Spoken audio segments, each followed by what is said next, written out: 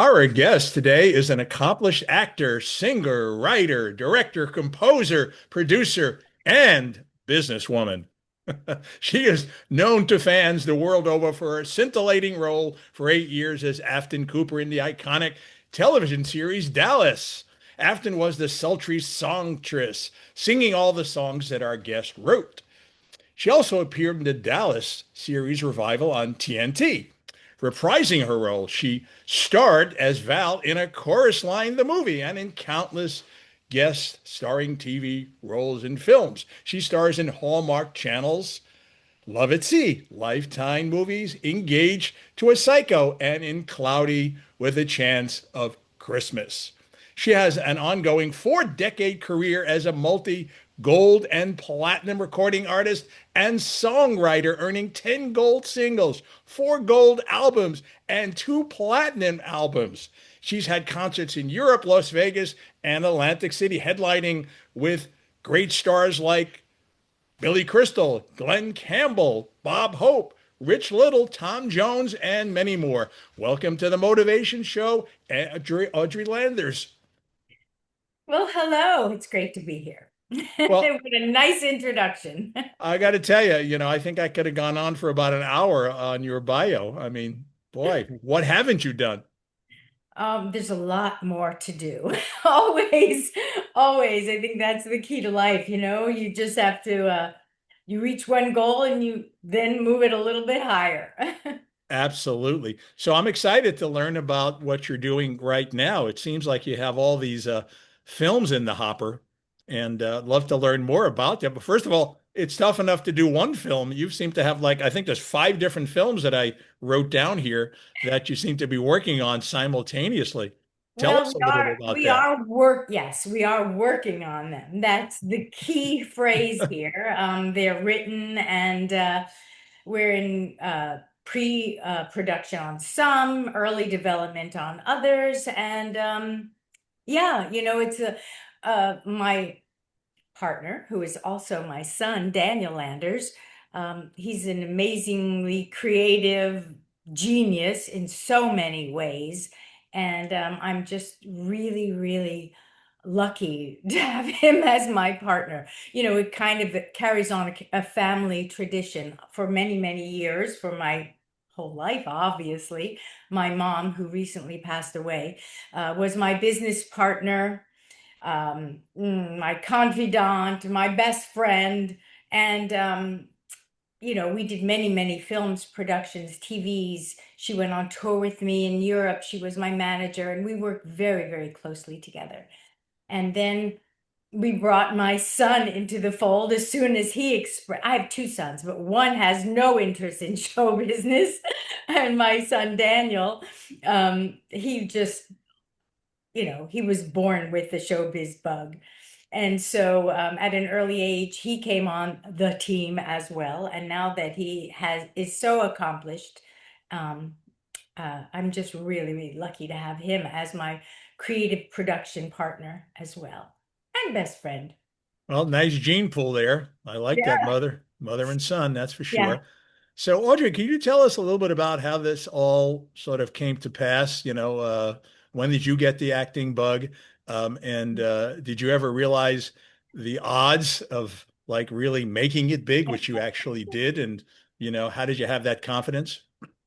I knew that was what I wanted to do in my life as a child. I started out in local school plays and local theater, and um, I began writing songs at about age 11 or 12, exactly the same age that my son Daniel began writing.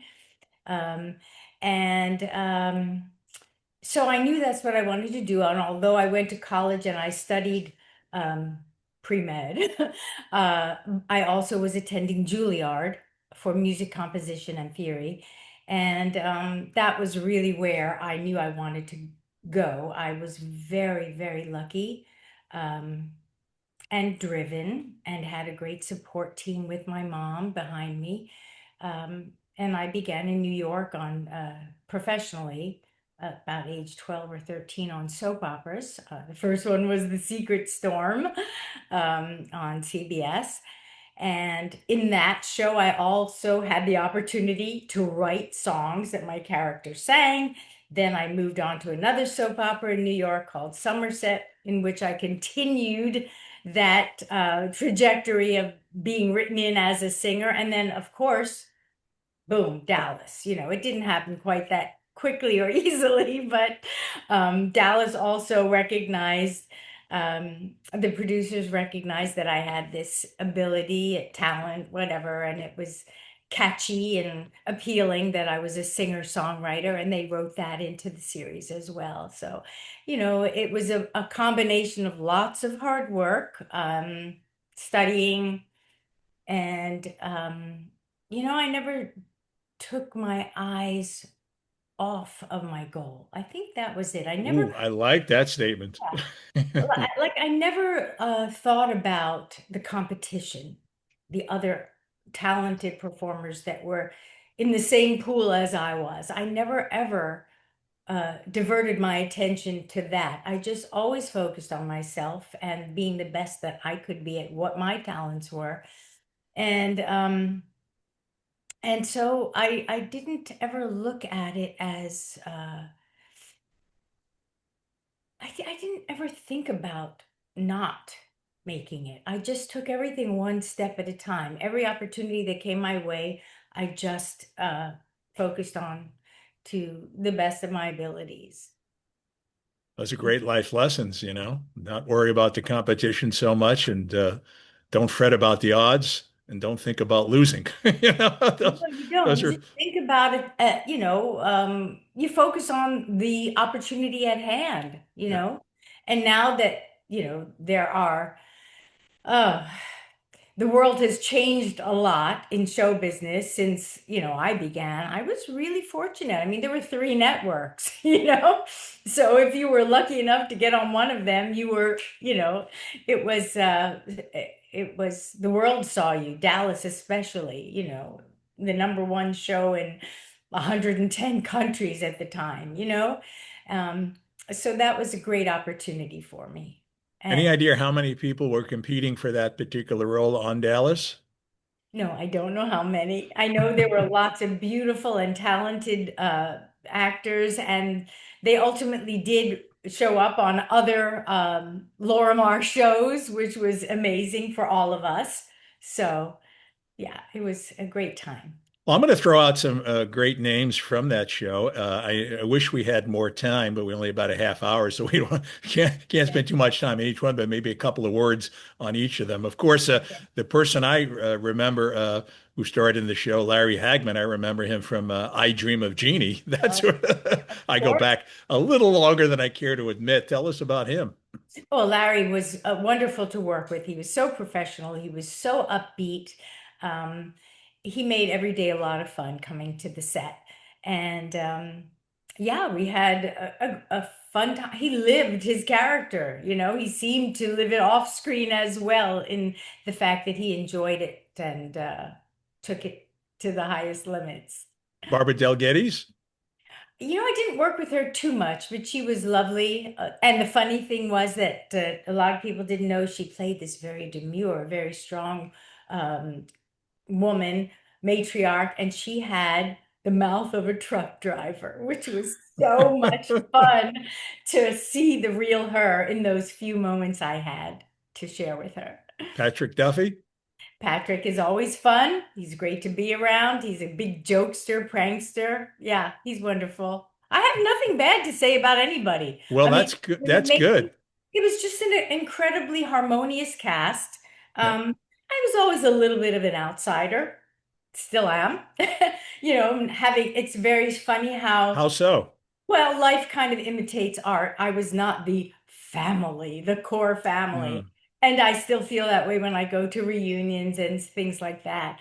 And I just enjoy the fact that I have been such an integral part of the show and that it has really influenced so many offshoots of my own career, my music. Look, as you can see behind me, I had a lot of hit records. A few, And yes.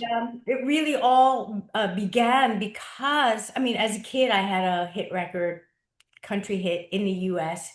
It didn't, and it stopped there because then I started doing soaps and things, and it was wonderful, and I wrote it, and it was fabulous. But um, the career of the gold and platinum and such happened because a producer, a European producer, saw Dallas, saw me singing, contacted my mom and said, "Does she really sing?" You know, and we invited him. At the time, I was doing a show in Vegas. We said, "Come up and see her show. You can see her sing live." Oops, excuse me. Sorry about that. Anyway, um, and can you still hear me? Yes. Oh, good. My phone was ringing and I did not realize that. Anyway, so anyway, he came, he saw it, and he said, we could do some great stuff in Europe. And so um, that was the beginning of my European recording career. And he allowed me to write many of my songs, and and that was it. It was amazing. Well, if you had to choose one thing to do, because you're multi-talented in so many areas, what would that one thing be? Oh, that's the age-old question in my career. I really have strived always to combine the music, the writing, and the acting, if possible. The latest project that I'm so excited about is a project that my son and I have created together, and it's a dark pop musical film inspired by the pop culture myth of the 27 Club, which you may or may not be aware of, but if not, you can check it out. It's very cool. It's about, and although we don't use the music of any of the artists, Daniel wrote all the music for the film, and it's a really beautiful, eerie, haunting uh, pop musical, not, theatrical type of musical that we all are so familiar with. Um, and, that's the one we're focused on now. Really, we have wonderful attachment. We have the producer from The King's Speech, if you recall that wonderful film. He's done many, many more projects, but Simon Egan is attached, and we have um, Kenny Ortega's company as choreographing, as if we get to that direction. So, we're pretty excited about that as well. Yeah, and when do you think that'll come out, and where are we going to hopefully see that? We hopefully will see it soon too. We are just in the process of meeting with various funding, film funds and things like that. We're getting closer. We'll see. Yeah. Yeah. So I understand you have another film in the hopper there called Untitled Holocaust Biopic. That sounds like a really serious topic there, as opposed to the Yeah. dark, uh, Yeah. pop musical. Yes, it is. It's inspired by my mom's life. And she was a refugee from the Holocaust and ended up in Shanghai, and grew up in Shanghai in really unfathomable situations in abject poverty and lots of challenges, and came out an amazing, strong woman who built an entire life for her whole family and her career. And she was groundbreaking for, especially for the time that she built her business, which was not show business in the beginning. She built a very um, successful printing company, and but she helped me obviously, and was always a part of the showbiz part of my life because she knew that's what I wanted. And so we became partners later on in her career as well. So it's really it's an intriguing story about resilience and um, being a true warrior in your heart and soul. And how did she end up in Shanghai? I didn't think that was a big port for refugees from the Holocaust. And how did she end up, and when did she end up coming to the United States? Well, she and her surviving family members left. They were very fortunate to have been able to leave Germany at a point in time when no countries, there were two countries basically that were accepting Jewish refugees, and the US was not one of them.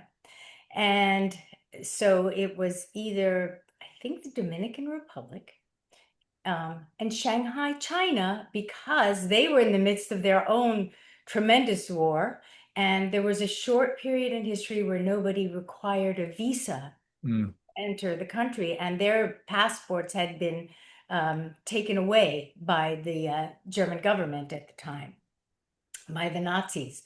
And so they didn't have a passport or a visa. And Shanghai, for that 6-month window, was an opportunity um, to travel to. Mm, gotcha. And so I understand you have a show called Master Baker that you're working on as Yes, well, an irreverent crime comedy TV series. Tell us about that. it is so brilliant. Daniel wrote the entire thing. I'm really on as a consultant. Hopefully, when we get it done, I'll be one of the characters that he wrote, Donatella Gabor. And it's really hysterically funny and definitely irreverent. He has written actually 3 full seasons of it, but when we pitch it, we don't say that because we are open to collaboration with other writers and showrunners who we would be thrilled to have jump in and put their input um, in the project with us. I do like the irreverent part. I may sound serious here because we're doing a podcast, but I'm pretty irreverent when I'm off the camera. So those kind of things really appeal to me, wacky, irreverent, Yes, it is uh, really, it's very naughty and I love it. It that's is so, he's got, as I look, Daniel has, if he is a true Renaissance man, okay, I mean, he can do almost anything that I could imagine, and he does. He always says in a very funny way, he wears many hats and not a lot of clothes. He works out, he's a CrossFitter, he's a musician, he's got 250 songs in his catalog, he's got a 4-octave vocal range, he's got and he's the super of his building in New York. oh my goodness. So he kind of combined all this into this comedy that he wrote, nannying and stripping, and I mean, it is just zany and it's a lot of fun. I'll be tuning into that one. That's right up my alley. Though honestly, there's something in every one of these things that you're doing that appeal to me. I understand you got a show called Crypt. I love the sci-fi stuff. Big Yes. like Star Trek fan. I'm one of those Trekkies. So I want to hear about this sci-fi series that you co-wrote. Yes, well, Crypt is really it's people never think of me as loving sci-fi, but I do. I love to watch sci-fi. And Daniel and I wrote this series pilot, and it really touches upon a lot of um, subjects that unfortunately we are facing in our world today.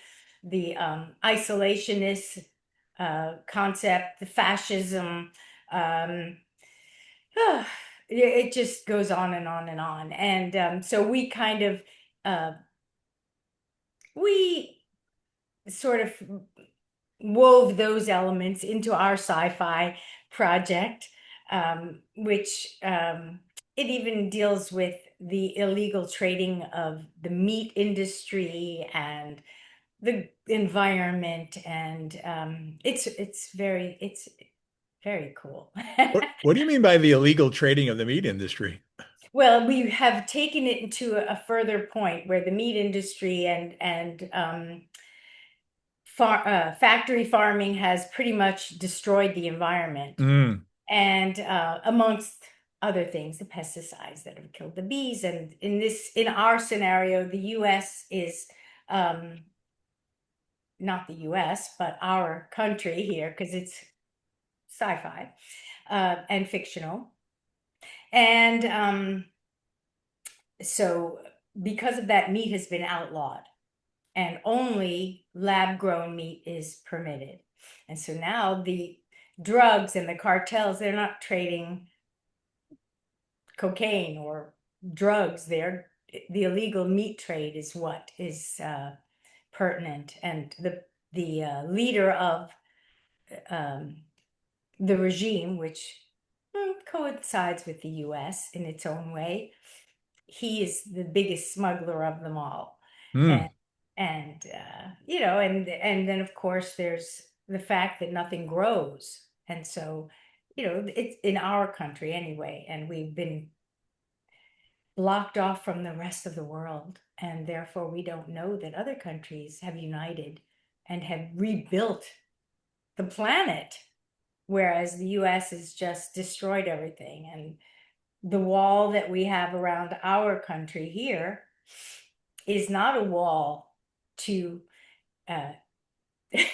keep people from, it's to keep people from leaving, basically. And it's a very interesting concept. Well, Yeah. that's why I stick with my organic veggies, you know. Yeah. Me too. I'm a vegetarian. Oh, wow. We have something in common there for Most sure. my whole life, actually.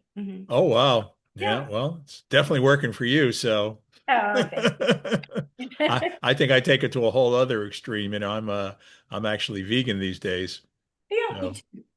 yeah, oh wow. That's Yeah. look at that, huh? Yeah. So yeah, we have another film, even a fifth film, which I don't know how you're doing that, Defender of the Faith. Tell us about that. Well, that was really something that someone had asked us to explore and to write for them. And it was definitely not in my wheelhouse. And so I spent several months just doing research on it. And it's basically, it's a very interesting story. But I don't know where it's going at this moment in time. But as I said, we were commissioned to write it, and it's fascinating. It's about corruption in the Catholic Church. And unfortunately, it's been done in many different um, iterations over the last few years. There have been some incredible films about that and documentaries as well. But this one is more of a personal focus on the butler of the Pope and his life and his involvement. Hmm, Um, and it's more of a cloak and dagger type of story. I like that. Yeah. So you have all these things going on. Some days maybe you don't feel like, conquering the world. How do you motivate yourself? And how do you get up every morning and you got 18 hours or so? How do you use those 18 hours productively, but also have a balanced life? You know that I have always found, even as I was in college and going forward, that it was important to compartmentalize my life. And I had to try to focus on whatever the task at hand was that was needed to do. For writing, it's important to set aside time for that because, uh, you know, I that's the only motivation. You could say, okay, I'm going to write tonight from, unfortunately, I'm kind of like a night owl. Um, I don't know if that's unfortunate, actually. I like it. I'm a night owl too. Look at all these things we have in common. Yeah, I I keep like, saying I want to get up at 5 in the morning, but I don't know. Just well, doesn't seem like but me. you know, I think I get it's quiet, the world is quiet, outdoors is quiet. It's just a very peaceful time. And so I like to write at night when the world is asleep. And I think the hardest thing is to find time for yourself. And that's probably the most important thing. And something that's been and something that I struggle with the most is self-care. And that's the thing that I really have to motivate myself to do, to force myself to, do my 10,000 steps or 20,000 or and do my weight training and things like that. And so that's the part, and eating healthy. Of course, we all, we do that. I find eating healthier is easier than working out though. So that's the part where I have to motivate myself. Hmm. So, what do you find most appealing about uh, stardom? And are there any challenges or negativities or surrounding stardom? Um, I think stardom is a very special situation to be in if you use it properly and you use your voice to facilitate change or things that you feel are positive. And so that's one aspect that I think is great about it. Other than that, it's a job. I mean, it's what I do. And if stardom is a result, then wow, that's incredible. But working in my craft in all the capacities, whether it's on screen, writing, um, music, performing, all those things are things that I enjoy, and that's my work. So that's how I look. I don't look at it as, stardom. Well, you seem like a very humble person, in talking to you. Um, and I don't always get that same vibe from a lot of the other actors and actresses, I interview. So kudos to you for that. And so I am very curious, Audrey, what would your life be like in 5 years if you had to paint a brush? Whew. Okay. Well, I think I would, 5 years from now, would like to have had the several projects that I'm working on completed, ongoing perhaps, continuing as an ongoing series, etc. Career-wise, of course, that's one goal.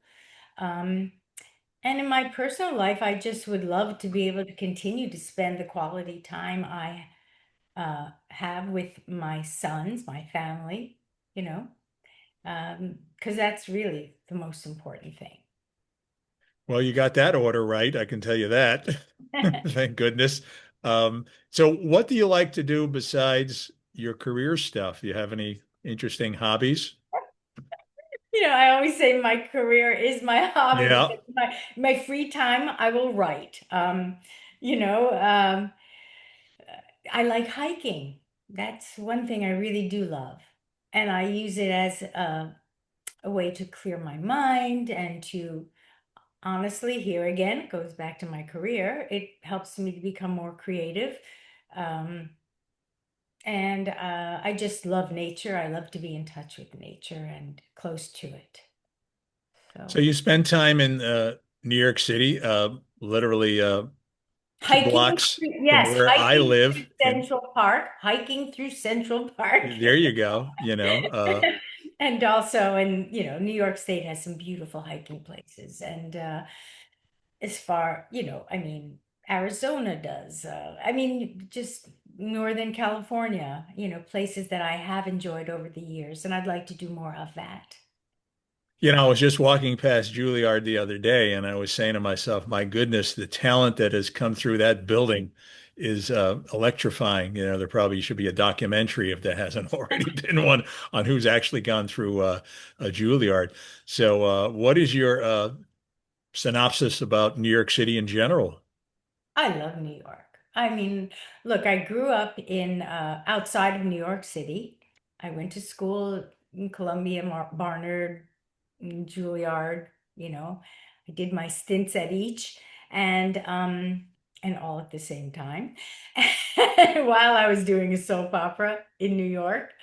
Um, and I think that New York has become so much more livable than it was when I went to school there. Um, and I love having a second home there. I really do. I spent many, many years in LA and I loved it. And then I moved. Uh, my new home base, the last 20 years, to Florida. Uh, and it's been very nice, politics aside. And, um, but I've always kept my home in New York as well. So I feel like I have the best of both worlds. There's another thing we have in common. I've been by Lincoln Center for a very, very long time. I even have a Facebook group called NYC Happenings, for things that are going on in New York City, including my own networking events, which done many, many of them, just to pull people together. So it's more of a hobby. It's not what I do for a living or anything like that. Yeah. So yeah, I mean, I love New York City too, and I love Florida. Certainly in the winter, that's for sure. January, Oh, February, March. yeah. Look, I like it steamy or not. I really Yeah. enjoy the Palm tropics. trees, bring them on. I see your background. Yes. Exactly, right? So Yeah. anything else you'd like to add and share with our audience today? Um, no, not really. No. I mean, I could get into politics a little bit and just say that whatever your views are, if you want to effectuate change, get out there and vote and start at the lowest level, the closest to your home, because every single um, district matters. And if you start in your home, you can grow. It's the same thing with, passions that I have about, for example, people who are food challenged, um, that this should not be in our country. And, don't try to tackle the world, tackle your own community first and I like start. that, stay local first. Yeah. And then you know where you're helping and you can see the results. And just if everybody did that, just imagine. Yeah. Yeah. Like John Lennon said, imagine. Yeah, absolutely. So how do people stay in touch with you and learn more about what you're doing? Well, I have a fun Instagram account. It's Audrey Landers Official. And that's probably the best place. I have a website that is so outdated. I have to do a new one. So I'm not going to tell anyone to look at it. But Instagram's a good spot for me. All right. Well, I want to thank you so much for coming on the show today. You've really been a delight. Thank you. I've enjoyed it. Thank you.